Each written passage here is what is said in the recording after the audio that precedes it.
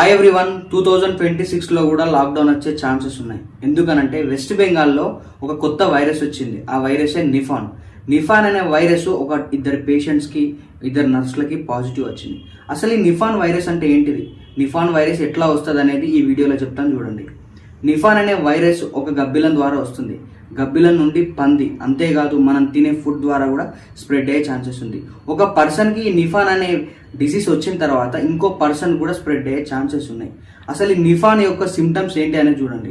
నిఫాన్ వచ్చిన ఎవరికైతే నిఫాన్ అనే ఈ వైరస్ స్ప్రెడ్ అయిందో ఆ పర్సన్లో ఉందో పాజిటివ్ వచ్చిన తర్వాత కొందరికి హెడ్ఏక్ వస్తుంది, ఫీవర్ వస్తుంది.